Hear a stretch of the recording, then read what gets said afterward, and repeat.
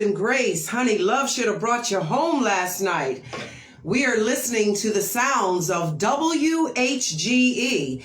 And now, tuning in to your earbuds is Rachelle Wilson. I know. I am typically here on Sundays at 3 o'clock p.m. But today they are doing some renovations to our studio. We are remodeling and upgrading, making sure that our technology is up to par. So I am here today on a Saturday afternoon, very unusual for me because I'm normally here on Sundays, but it is great to be here in your presence. Thank you for staying tuned in to WHGE, listening to Rachelle Wilson. And I'm here to make some intelligent noise. For those of you that aren't used to listening to me on a Saturday afternoon at 1 p.m., I can honestly say, let me introduce myself to you. I am a professional mother. I am an advocate. I am a journalist. And I am someone that believes in making intelligent noise about our reform systems, our justice system. I don't like to say things like criminal justice because I don't see where is the justice in any of our criminal, platforms. And so I have websites. You can always check out my website. That's msinmovement.com. Feel free to check that out. Also, that is my email address. And I'm podcasting. I'm always podcasting and always doing something to make it better. I really want to reach all of the people all of the time so that everyone can be well informed of what's going on. And my thoughts, my 2 cents in the cookie jar, which I believe are thoughtful pieces of information. Maybe I could say it that way. They're at least worthy to be pondered. So I also have a YouTube channel, and you can, you're more than welcome to go there to MSIN for my YouTube channel. And you will also find me on Facebook under Rachelle Wilson. So everything that I do, everything that is authentically mine belongs to me under that name and that title, MSIMN, which is Make Some Intelligent Noise Justice Movement. And I advocate for our incarcerated loved ones who are in the belly of the beast. One of the things that has been brought to my attention, and so many things happen in the course of a week, as I believe I tried to mention to people and put a call out there. I really want to recreate or be a part of the recreation of the Black Wall Street. Now, I don't mean that in terms of a whole bunch of businesses being located in one particular area, as we were in Greenwood and Rosewood, but just having the conglomeration and the connection of all of the brown, melanated hued businesses in America being able to connect, starting right here in this territory of Delaware, which is the territory to which I walk. I walk upon the territory of Delaware, and I'm moving out towards the Philadelphia area. I wanted to get a television show, which is the only thing that I'm missing from all of my platforms. But unfortunately, a lot of the television stations here in Delaware, which I think we only have 1 or 2, they are just, sometimes it's a lot of paperwork to go and be involved in that. And then people have different feelings and thoughts and egos and perspectives and ideas. And, some people don't want to make that a connection as a joint effort. And so that's me saying it nicely. And so there are lots of television stations in Pennsylvania, Philadelphia, as well as our Baltimore, Maryland. So, there's more than one way, as Mama would say, to skin a cat. And since I'm an animal lover, I don't want to skin cats. I will not even step on an ant intentionally because I believe in the sacred principles of life. I do not believe in killing or destroying the sacred breath of life. And that is not my job to do that. So I won't even step on an ant. I'm definitely not trying to skin any cats. But I certainly believe there's more than one way to achieve a goal. And so I've worked very hard for the last 3 years to achieve the goal of being impactful and allowing my voice to be heard, to make some intelligent noise so that it would be heard. We as Black folks, there's a book, Why Black Folks Tend to Shout. Well, we shout because we want to be heard. And for so many hundreds of years, we have not been heard. Now, after everything that has taken place in 2020, I would have to say up until the point of the death or the murder of George Floyd, our voices were barely audible to those powers that be that need to bring about change and reform. Our voices were barely audible. And then something happened, traumatic. George Floyd was murdered. And for some reason, that is just the straw that broke the camel's back. For some reason, when George Floyd was murdered by Officer Derek Chauvin and his 3 buddies, his cohorts, America, the world, turned upside down with anger, rage, emotion, sadness, hurt, disappointment, fed up, had enough.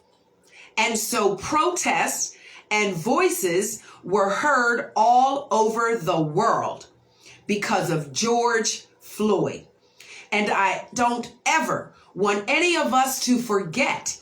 Do not let it just get washed away as if it never happened or it's just something in our memories. He changed the course of America, the world. And I don't think he woke up that morning with the intention, today I think I'm going to change the world. I think that something greater than himself, the divine Holy Spirit, a being greater than ourselves, no matter what name we title this spiritual energy, it has 4,000 different attributes that we can call it. And whichever one of those attributes that we use in order to say it, the most common word that everyone identifies is just God. So for the sake of respecting everyone's political and religious viewpoints, even those that are atheists and agnostic, I'll just say God. God had a different plan for George Floyd than George Floyd may have had for himself. So often man plans and God laughs unless it's God's plan. How's that for making some good sense, right? So I don't think he woke up that morning planning to change the world, but he did. It was a plan that was already set in motion, maybe even at the moment of his conception, before his birth. It was planned that this man, George Floyd, would change the world. And the course of our racial disparities, our unjust and unjust justice systems, the institutionalized racism that exists in America's prisons and prisons all over the world, but most prominently right here in America. And because I walk the territory of Delaware, let me stay in my lane and talk about what's going on in Delaware prisons. In Delaware prisons, George Floyd changed the whole world and their perception about prison and about Black people and men, in particular, Black and brown and golden men, being accosted, arrested, murdered by police. Now, that is not to say that every man and woman that is wearing a police uniform is a Derek Chauvin or his little 3 cohorts. Honestly, there are more good police officers than we have those sprinkles of the Derek Chauvins, the Derek Chauvin that murdered George Floyd, the institutionalized racism. We have more good cops than we have bad cops. And I give thanks and praise for that. For that, I am thankful. The problem is we don't always identify just by looking in someone's face. Are you a good cop or a Derek Chauvin type officer? Which one are you? We don't know until, the rubber meets the road. And then typically, when someone shows you who they are, believe them because they're showing you who they are. So words have a lot of power and they have a lot of meaning. And depending on how you use words has a lot to do with what you create in your life. So I won't say that sticks and stones will break my bones, but words will never hurt me. That's bullshit. Words can hurt you, but words can also heal. Words can help. Words can soothe. Words can create forgiveness. Words can create a pathway to conversations to make things better. So words are very powerful. And I particularly, because I'm a student of law, and I have been for the last 11 years, I started studying the law 11 years ago, criminal law, constitutional law, and of course, contract law. Because if you know those three, if you understand the Constitution of the United States, as well as the United States Constitution, two different documents, totally different documents. One is about money and one is about our inalienable and unalienable rights as human beings. But if you learn the Constitution of the United States and you practice contract law or you comprehend contract law, you can apply that to almost every aspect of every daily thing that you do in your lives. When you sign your name on anything, even if you're scribbling it on the walls, you are signing your contract. You are contracting. Every time you use your debit card, if you notice, everything has to be signed. They want your living signature. They want you to write your name on the paper because then it becomes official. In your thoughts, it's an idea. On paper, it's a plan and a contract. If you sign your name, it's a contract. So it's very important to understand and comprehend contract law. You're signing your name on everything, so you need to understand what are you signing, what contract are you agreeing to. You need to understand these things. And I believe that as a direct result of what happened to me and my son and my family and my journey, not understanding contract and constitutional law is what got us in the situation that we are in. Currently, if as I introduced myself as a professional mother. What is a professional mother? A professional mother is a mother who does not stop.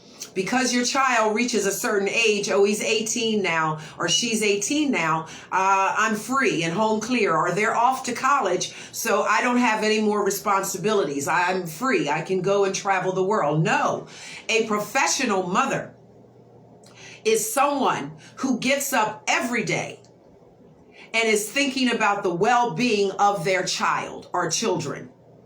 Professional mother, do it every day. And the payment or the reward for it is simply seeing that your child or children are prospering, that they are healthy, mentally, spiritually, and physically healthy children, adults becoming adults and contributing to a good society. None of us know how much time we have left. How many loved ones we lost in 2020? How many loved ones will we lose in 2021 and moving forward? There is no guarantee that 10 seconds from now that I will still be alive. There is no guarantee that I will walk out of this door and live to see next week's broadcast. There's no promise of that. So we have to live in preparation for our children, our posterity, making sure that they are well and that our affairs are in order, because you do not know when your time, your day will be the calling for you. George Floyd woke up and thought he was going to do George Floyd things. And up to a particular moment, he was. But that day was already predestined and planned for George Floyd. And so for the rest of us, let us at least take into account that our days very well could be numbered, that there may be a predestined plan for us. And so you need to get your affairs in order. You need to prepare. We need to prepare for our children, their posterity, and their well-being moving forward. So that is a professional mother, and that is what I am. My son now is age 33, I think. That's a shame. I should really be able to tell you exactly. But he recently had a birthday, and at age 21, 22, he just turned 22. My son was incarcerated for robbing a liquor store. The judge at the time was a good old boy from down Sussex County. And so my son was sentenced to 25 years of incarceration for robbing a liquor store, even though the agreement, the contract, the plea agreement only contracted him for 4 years for the promise of performance. And for those of you who know contract law, you understand what I'm saying. The promise of performance was for 4 years between the state, the prosecutor, and the public defense attorney. The judge overtook that, said, I'll take the guilty plea that you robbed the liquor store, but I will not take the 4 years of promise of performance. I rather you have 25 years to promise of performance. That really shook me. I knew nothing about the law. I had no understanding, no comprehension, and did not know which way to turn and what to do. And there were no resources available for me. I didn't have anyone that I could talk to. I didn't know. So I did what only I could do. What that same God that had a predestined plan for George Floyd also had one for me, Rachelle Wilson. That plan was for me to become an advocate. I never knew how important the justice system or prison or any of those things were until it happened to me. And oftentimes, many of us are so caught up in our lives, doing this, going there, send that email, text message this person, make that phone call, go to the grocery market, feed the dogs. We're doing so many other things in our daily lives that we are not always focused on the other important things. I had no idea about any of this. I had been a journalist for 30 years and walked away from it absolutely frustrated that my journalism was being censored, that I had an editor telling me how much I could write or how much I could speak on the radio. So I left and decided instead I would change the course of my life and become a high school substitute teacher and teach media journalism. And that I did. And I loved doing it. But that was not God's plan. Pardon me. That was not God's plan. Because here it is, how many years later, 10, 12, 15 years later, and I'm right back into journalism. So I know that I am on purpose. This is my passion. My purpose and my passion is my platform as an advocate, advocating for loved ones and families, incarcerated people, locked up in America's prisons. And trust me when I tell you, it ain't all nice. It ain't all nice. But I began to study contract law and constitutional law. My soul, my spirit, even though I was unintelligent to the law, my soul and my spirit told me that is where I needed to begin this journey. I needed to understand the law before I could ever have a hope or a chance of understanding how my son got 25 years of incarceration for robbing a liquor store when the prosecutor said 4 years would be sufficient. So that is the beginning of my journey. And here I am, 11 years later. I now know the law well enough. I don't like to brag or boast or any of those kind of things, but let's just say I'm not a slouch. When it comes to comprehending criminal law, constitutional law, and contract law, I'm not a slouch. I comprehend. I get it. And that's a good thing. So I love my students. They taught me so much. But this is where my journey, this is where I am supposed to be on my journey. I did journalism for 30 years. Stopped, became a high school teacher, still teaching journalism. And now I'm back on the radio. I'm back on media, social media. And I've got every form of social media that exists except television, and I'm working on that. I'm also working on quite a few different projects. And I'm going to open the phone lines. I meant to do that last week. And I get to talking. I get to sharing my thoughts and opinions and viewpoints with you. And then I forgot to open the phone line.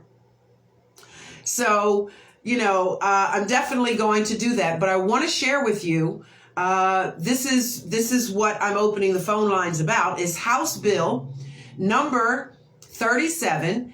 A bill that has been crafted and is being sponsored by House Representative Melissa Minor Brown, as well as Representative Pinckney. Now, I don't know Representative Pinckney as well as I know House Representative Melissa Minor Brown. She and I have been able to connect as mothers and as advocates, and I'm learning how to write legislation, and I'm following her lead on that. And I believe she's very impactful. But there's a bill that's going out, and it's on my Facebook page and all of my platform media platforms. So I'm asking you to please go grab that up. If you have access to the Facebook page, go to Rachelle Wilson. Please sign the petition and pass it along. Share it. Share it on your page to your friends. We've got to get as many signatures as possible. I did not check today. Last week we were at 681. I do not know where we are today, but I do know we need at least 1,000 to 1,500 signatures on Governor Carney's desk to help him be motivated to sign this House bill into law.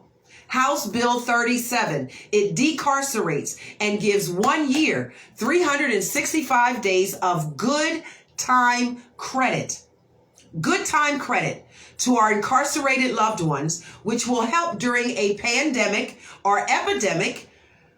It is a crisis right now. People have died. People are sick.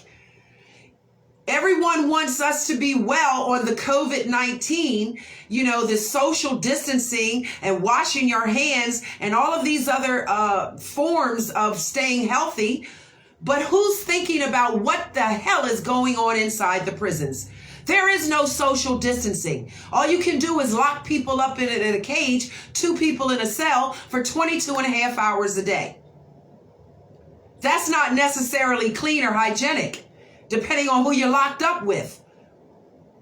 There is no social distancing. We cannot treat our prison incarcerated loved ones as if they don't matter, because they do matter. And if they matter to you and you have a loved one who's incarcerated, or you have a heart of compassion, human compassion for the people who are locked behind those bars, in those cages like animals, that we wouldn't even treat our dog or animal or cat that way, but we'll lock a human being in a cage as if they're an animal and throw away the key as if they mean nothing. They're out of society, and freak them. And that's a nice word for what I really wanted to say. But freak them. A lot of people have in their mind, freak them. Forget them. They're out, they're not in society anymore. They're in the prison. That's where they belong. They're heinous human beings. Freak them, forget them. And that's not always true. Don't believe everything you read on the paper about all of the crimes that these people do. They stack charges on top of charges on top of charges. It's stacking. It's called stacking. So if they put 15 charges on you, they're going to be able to hold at least one or maybe two, depending on what the crime was. And so now you read the report and you see all this stacking and you think this person is horrible. And it's not real. You have to understand how the law works, how prosecutors and defense attorneys, how they work, how judges work. They do this every day. It is the business of the courts to do this every day. And you are locking people up, putting charges on them, and destroying their reputation as good people who simply made a freaking mistake. So I advocate for them. And there are others who advocate for them.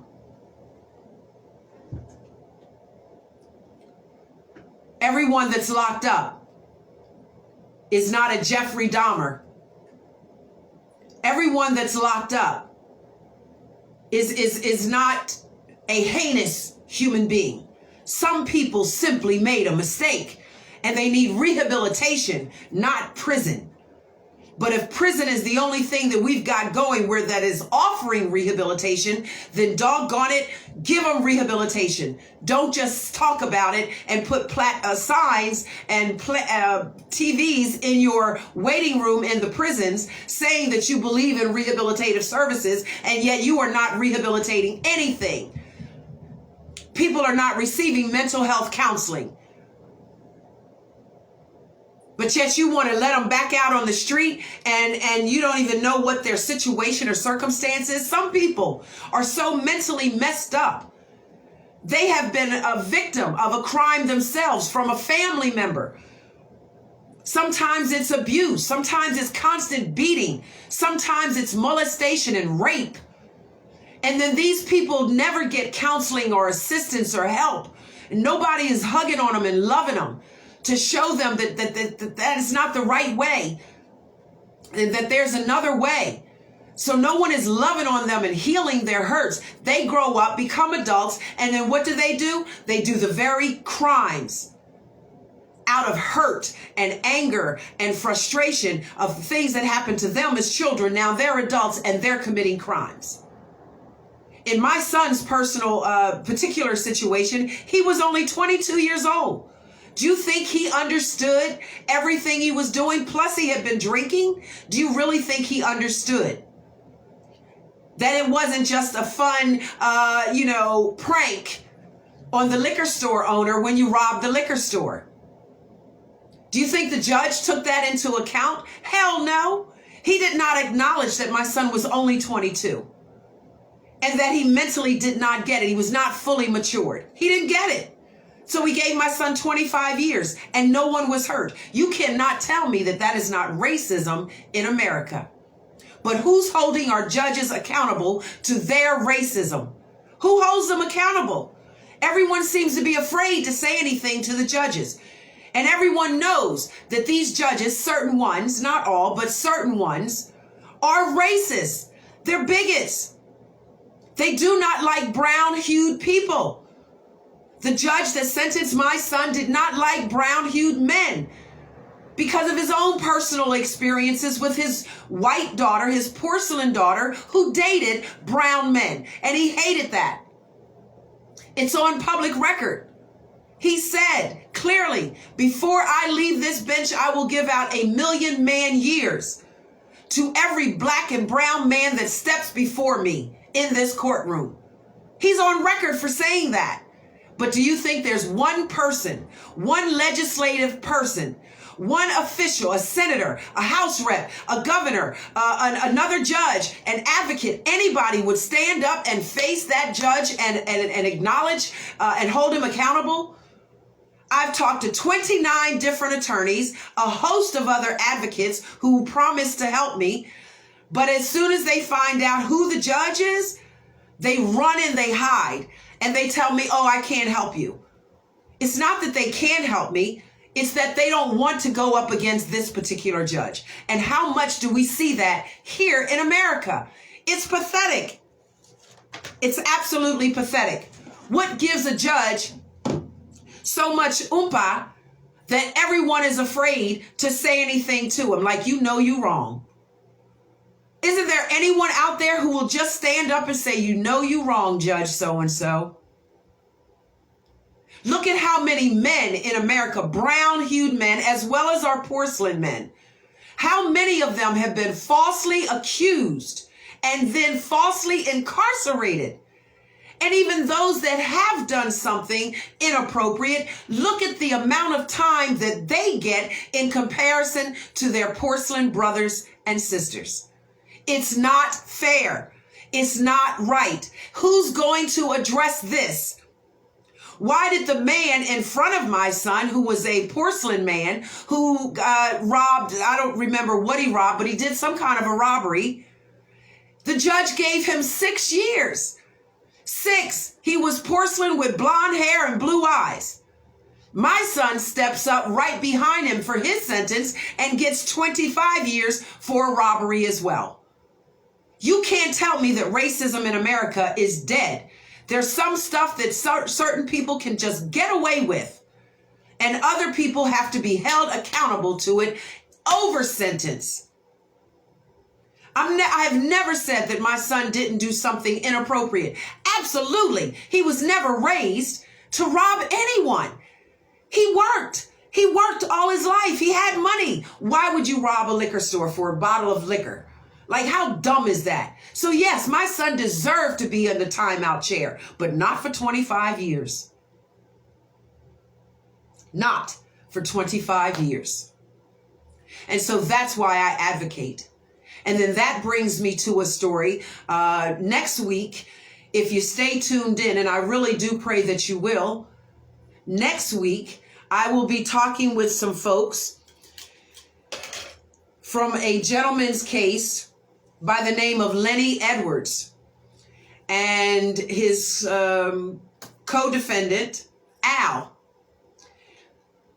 There were 4 young men that, and I don't want to tell the whole story, but there were 4 men who did something slightly inappropriate, but they got jammed up on something bigger than what they actually did. They were accused of murdering someone that they did not murder. And these 4 gentlemen received 30 plus years. Some are still incarcerated, but I'm very happy to say that the gentleman by the name of Lenny Edwards, who it was his wife that got in touch with me, Missy Edwards, they have been married since he got home. But years before that, they claimed each other as husband and wife. She reached out to me on my platform, and she and I had a talk, and we got it. We get it. She explained the story to me. But one of the things that was most interesting that brings me to accountability in our courts is that there was a gentleman who was with one of the co-defendants at the time of this alleged murder that took place. The co-defendant was with that person. How is it possible for him to be way over here committing a murder when he's also way over here in the studio with this person? Now, his witness, his testimonial witness in the courts stated he was with me. And yet this man was sentenced to 30 plus years of incarceration. I don't know how many years, but it's been 25, 30 years for Lenny Edwards, and they were all sentenced at the same time. Lenny Edwards has finally, after 25 years, been released. Thank God, alhamdulillah.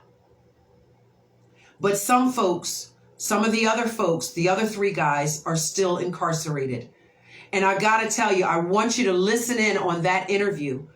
I will be interviewing Lenny Edwards as well as Al, and his last name escapes me, but I will be interviewing both of those gentlemen next week, right here at WHGE.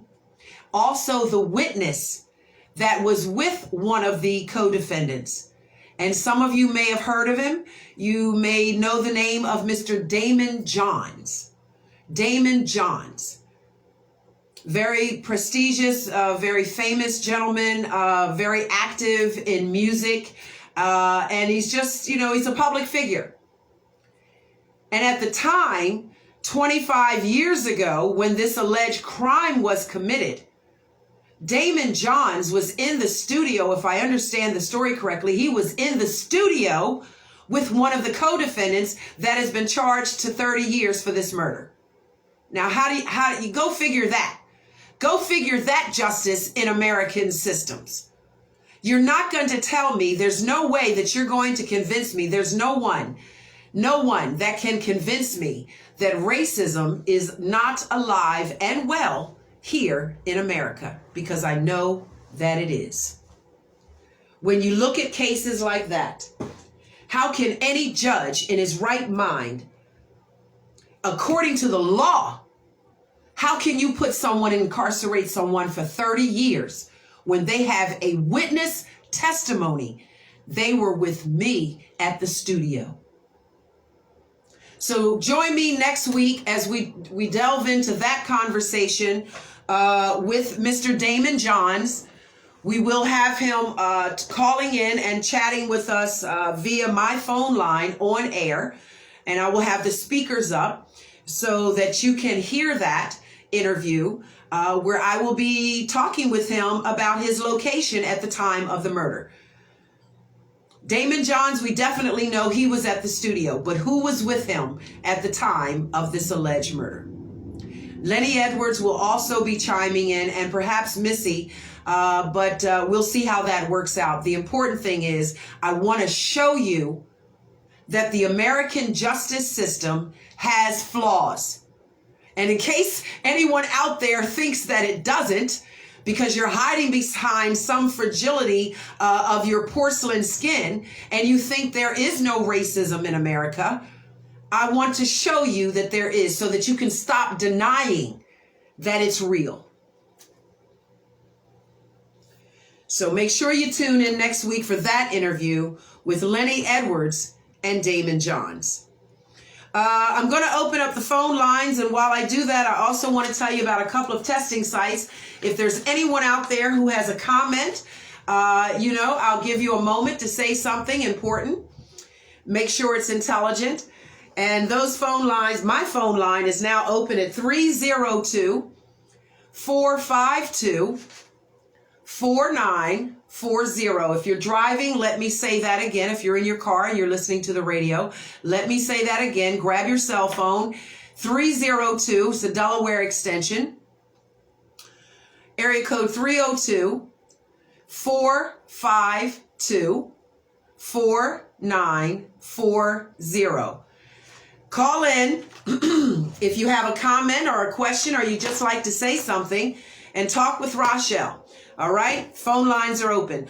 Also, just letting you know, for those of you that are concerned about the COVID vaccine and COVID testing, you want to know your status by the standards of the radio.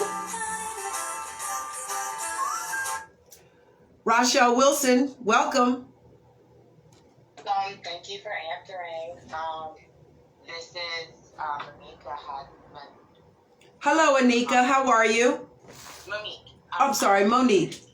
Yeah, I put some comments while you were talking, and really appreciate you saying the things that you said, because they need to be said.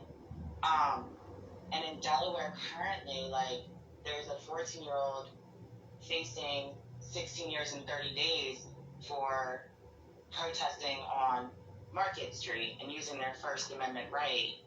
And I don't know if you saw yesterday the anti-choice protest that happened on Market Street without any aggression, which parallels to, the insurrection that happened at the Capitol with no force, no helicopters being dropped, nothing, versus quote unquote Black Lives Matter, and I say that in the words, not in the political standpoint, Black Lives do matter. Protests over, since you said, George Floyd, moving on till now. So even in our own state on Market Street, we see the difference. And a child is being faced with, a 14-year-old is being faced with 16 years and 30 days because he was assaulted by the police, kidnapped, and taken as a political prisoner. Yes. So the charges are not fair. No. They're robbing the future of these kids for minor mistakes that would be a slap on the wrist for other population that have privilege, but there's no room for error when it comes to people of color. Excellent point. Excellent point. You are on point with that. And I don't have an immediate response for him being, I mean, I see exactly what you're saying. It's not fair. And they don't treat us the same as they treat others. And so, yeah, but what are we going to do to save that young man's life? That now needs to be addressed. And I know his mother has got to be feeling some kind of way. So, well, I actually had to get guardianship over this child so he didn't go into Child Protective Services the day he was arrested. okay.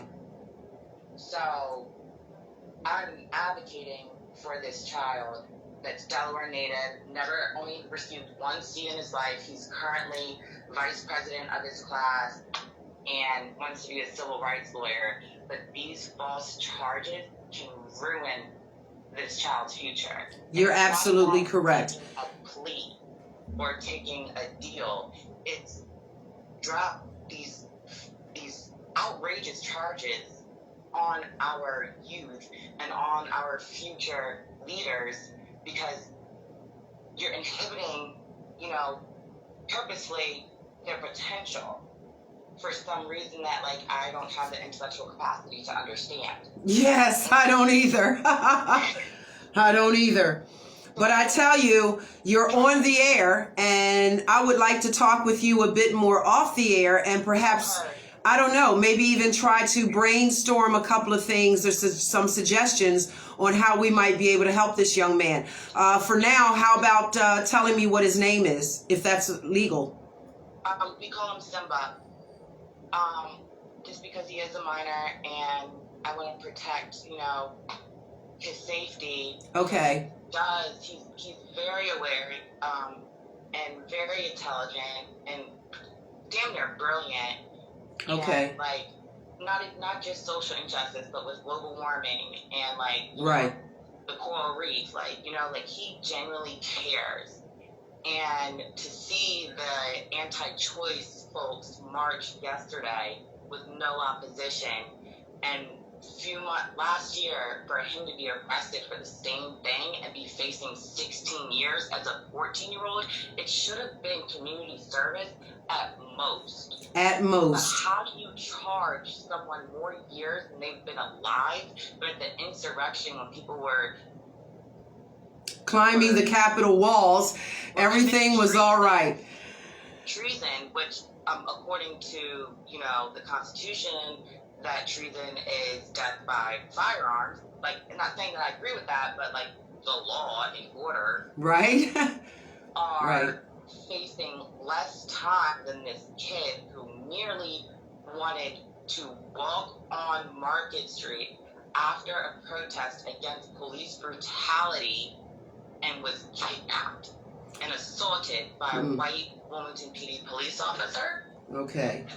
And that's just crazy to me. These people committed treason, but you take our black youth and rob them. Yes. I appreciate you calling in. I will reach back out to you off air. Sure. Thank you for calling in and sharing that story. Thank you for the time and the spot and the stage. I appreciate you. Absolutely. I appreciate you, dear. Take care. Be safe. Be safe. Wow. Super duper wow. What else can you say? All he was doing was walking on Market Street, and he gets 16 years. He's a 14-year-old. I definitely want to talk to her a little more and find out, all the details of that story. But either way, it's kind of sad. You don't give a 14-year-old 16 years in jail. They want to take away the lives the lifespan and the best years of productivity. You think about it. You take our young boys, 18, 19, 14, 18, 19, 20, 21, 22. You incarcerate them for 10, 15 years. You've taken away some of the best baby making years of their lives. They're stealing our posterity, because if you're incarcerated for 10 or 15 years, you go in at age 19, let's just say, you go in prison at age 18 or 19, and they don't let you out until you're 30. What do you think you know about making babies? Everyone thinks it's all natural, and there are some natural aspects to it. But trust me when I tell you, it ain't all as simple as you may think. Men come home after being incarcerated, and sometimes their libido, their sexual drive or sexual interest is at an all-time low. Not in every case, but in a lot of cases, because of the institutionalized, the prisons do that. That's just what prison does. It institutionalizes you. Now, a year, 2 years, 3 years, you can come out, and you want to do it like rabbits. But you try being in prison for 10, 15, 20 years and see what kind of sexual libido a man has, or his confidence level, for that matter. And that's just one of many problems. You want them to come home after being incarcerated for all of these years, and you want them to jump right on the ground, boots on ground, get a job, learn how to work a computer, know what a cell phone is, what it does, all the programs, how to Zoom conference a call, and you want them to do all of these things and be a man. Some of them went into prison so young, they didn't have a male role model before they got to prison. And the only other people they've been around in prison were other men who have done crimes. And now you let them out after 15 years of those associations, 20 years of that association, and you tell them you want them to be a man. How can they be a man? They don't even know how to be a man. They don't even know what a man is. So they're doing this on purpose. Trust me when I tell you, there is no mistake. The justice system is not broken. It is doing exactly what it was created to do. It needs to be recreated. Recreated. The Constitution that says we are 1/3, 1/5 human and 1 part monkey or some shit, that needs to be rewritten, or have an amendment to that says that black men and women are human beings, and we have a right to be treated with decency and respect. Most of the black and brown people that are incarcerated today, outside of our women, because a lot of our women are incarcerated because they killed somebody, a man who was trying to beat up on them. Not every case, but in a lot of cases, that's what's going on in our women's prisons. They didn't had to murder somebody who was trying to whoop up on their ass again. And you get tired of that. But our brown men, our brown melanated men are in there for drugs. There might have been a couple of gun charges here and there sprinkled around, because our young people are getting guns and doing things with guns. But most of the long time ago, it's robbery and it's drugs. But you find that there are, people like Jeffrey Dahmer and a host of other names, they are the most heinous criminals in the world.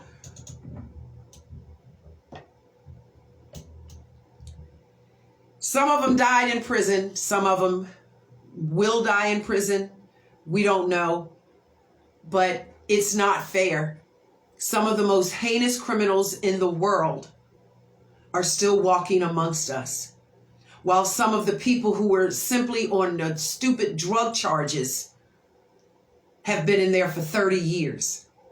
Now, I don't know what this young boy's whole story is. Marching or protesting peacefully on Market Street. He's 14 years old, and now he's been charged for 16 years of incarceration. Something is wrong with that picture, and I will find out more about it. But please do chime in. Stay with me, because if you stick with me and you continue to listen in and chime in, then you too will be intelligent and well informed, so that you can be the advocate that we need in order to continue to move forward. This is not a one-woman show, although it is a one-woman show. No one has helped. No one runs Make Some Intelligent Noise but me. I thank God Almighty, by the grace of Allah, that there have been sprinkles of some good, really amazing people who have come through, just passing through, who have helped me to do things that I didn't know how to do, who have helped me to be better, to make me more successful. And I thank God to those people. I thank God to them. Craig Questar, thank you. Craig Kirkland, I appreciate you for setting up my website. India Shariels, thank you for helping me with all of the other little things that we do. Thank you. And thank you to Shanta Terry. Thank you very much, because she's helping me also to get some things associated in proper order with Make Some Intelligent Noise. Make Some Intelligent Noise has been a one-woman show for 3 years, going into year number 4. Because I haven't found anyone that I want to join forces with that won't censor me. Well, there is one, but I don't know. I might work with him and I might not. I haven't decided yet. Some paperwork is being drawn up and we'll see how it plays out. But as it stands now, I'm a one-woman show. But for everyone out there who wants to see real change and real reform, please, please stick with Make Some Intelligent Noise. I'm going places and I want you to come along and go with me. It's absolutely your choice. You can sit around and talk about it and do nothing and just basically be in the way or a part of the daggone problem. Or you can stand up, put your boots on ground and get involved. If you don't like me, Rachelle Wilson, Make Some Intelligent Noise, trust me when I tell you, there is a host of various different agencies and organizations and advocacies that you can get involved with. Just get involved. If you don't want to help me, that's fine. I get it. Maybe you don't like me, or maybe you don't think I'm impactful enough. Whatever your reason is, if you don't want to get behind me, get behind somebody and advocate. Join a group. Become a part of the movement. Because evil can only triumph when good men and women do absolutely nothing. You're listening to Rachelle Wilson here on a Saturday afternoon. Unusually, I'm here on Sundays at 3 o'clock p.m. and of course Wednesdays at 7 p.m. for the Political Power Hour, which I'm working that out. How am I going to get that back on the air and the timing? And there's a lot of things that have to happen to do that program. You know, it's not just walking into the studio with an elected official and you sit down and you start talking. I make it look like it's flawless and seamless, but there's a lot of work that goes behind that. A lot of work. And so I'm working on creating that, but during this COVID pandemic that I'm so done with, I've set up a studio at my home, but because of social distancing with the COVID-19, I may not use my home studio. So it's just a lot going on. COVID-19 has messed up everything. But as I was saying, let me close out with this. If you care about this COVID-19 and you want to get tested or vaccinated, if you're with that, I can only recommend, please do the research on the vaccine first. Understand and know what the ingredients in this vaccine are and what will be the long-term effects. You feel great today, but what will be the long-term effects? Remember, this vaccine is simply nothing more than injecting into your body the COVID-19 coronavirus so your body can build its natural antibodies, immune system to it. And I'm telling you that there are natural herbs and remedies, foods that you can eat, teas that you can drink, a lifestyle that you can have that will build your immune system without the COVID-19 vaccine. And let me say this in closing before I give you these sites, because it's on my mind. I don't want to forget. Isn't it interesting that with the United States of America being trillions of dollars in debt all over the country, China almost damn near owns us. We owe them so much money. But isn't it interesting, in all of this debt that the American government is in, that the COVID-19 the COVID-19 coronavirus hits us destroying a large population of our senior citizens, our elders, the griots of the past, the wisdom makers who can tell the stories, our grandmothers and grandfathers and great-grandmothers and great-grandfathers. And I'm not saying that our young people or middle-aged people have not been affected. I'm saying the largest portion of our deaths of the coronavirus has been our elders. Now you think about that. The largest portion of death and affected the highest population of our elders. Now, doesn't that work out well for the American government when it comes to paying out Social Security checks? If people are dead, you don't have to pay the Social Security benefits any longer. Just something to think about. I'm Rachelle Wilson, making some intelligent noise. And if you want to get tested, you can always, let me see, there's Frawley Stadium here in Wilmington. There's Wilmu Athletic Complex. There's Del Castle Technical High School. Please visit Wilmington University. There is Prices Run Park, Winchester Park, walk up only. There is the Wilmington University on the Brandywine campus, University of Delaware on College Avenue, Seeds of Greatness Bible Church on Frenchtown Road, and of course there is the Thomas Edison Charter School here at 2200 North Locust Street here in Wilmington. And of course, for those of you that like to pull the slots a little bit and gamble, you can go out and get tested or a vaccine at the Delaware Park between 10 and 3 and pull the slots while you're at it if that's the kind of thing you're into. All right, so that's it for our COVID testing, our coronavirus updates, and my 2 cents of my thoughts for Make Some Intelligent Noise. Thank you for joining me here on a Saturday afternoon at 1, from 1 to 2. I will be here every Sunday from 3 until 4. And maybe we're going to work some things out, so stay in tune. You can catch me on Facebook. Go to my YouTube channel. Please check me out on my podcast. Also, I'm on Instagram and, of course, here at WHGE 95.3 FM, you will find Rachelle Wilson, making some intelligent noise. I now return you to your regularly scheduled broadcast of music that Facebook never lets me play the music, so I've got to cut Facebook off, but I can chime in with you on the music. And ladies and gentlemen, have a wonderful Super Saturday. I pray that all goes your way. All goes well. Peace and grace.